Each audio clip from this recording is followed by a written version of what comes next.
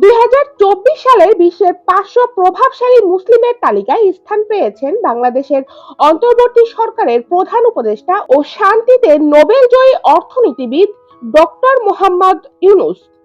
এবছর প্রভাবশালী মুসলিমদের তালিকায় শীর্ষ 50 জনের মধ্যে জায়গা করে নিয়েছেন ডক্টর মোহাম্মদ ইউনূস। তিনি ক্ষুদ্র ঋণ এবং ক্ষুদ্র অর্থায়নের ক্ষেত্রে ভূমিকা পালন করেছেন, যা উন্নয়নশীল দেশগুলোতে অর্থনৈতিক উন্নয়নের মডেল হিসাবে ব্যবহৃত হচ্ছে। আম্মানের রয়্যাল ইসলামিক স্ট্র্যাটেজিক স্টাডিজ সেন্টারে প্রকাশিত এই তালিকা বৈশ্বিক মুসলিম সমাজে প্রভাব বিস্তারকারী ব্যক্তিদের স্বীকৃতি দিয়ে থাকে। 2009 সাল থেকে প্রতিষ্ঠানটি প্রতি বছর এই তালিকা প্রকাশ করে আসছে। এবছর দ্য মুসলিম 500 তালিকাটি ধর্মীয়, রাজনৈতিক, বিজ্ঞান ও প্রযুক্তি, শিল্পী ও সংস্কৃতি, ক্রীড়া ও বিনোদন এই 5টি প্রধান ক্ষেত্রে প্রভাবশালী মুসলিমদের চিহ্নিত করেছে।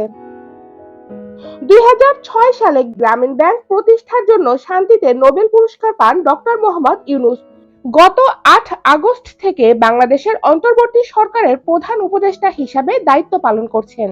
এই গুরুত্বপূর্ণ সময়ে তার নেতৃত্বে দেশটির রাজনৈতিক ও অর্থনৈতিক সংকট উত্তরণের ক্ষেত্রে বিশেষভাবে গুরুত্বপূর্ণ বলে বিবেচিত হচ্ছে। ইয়ামুল আশরাফ বৃষ্টি, সময়ের কণ্ঠস্বর ডেস্ক, ঢাকা।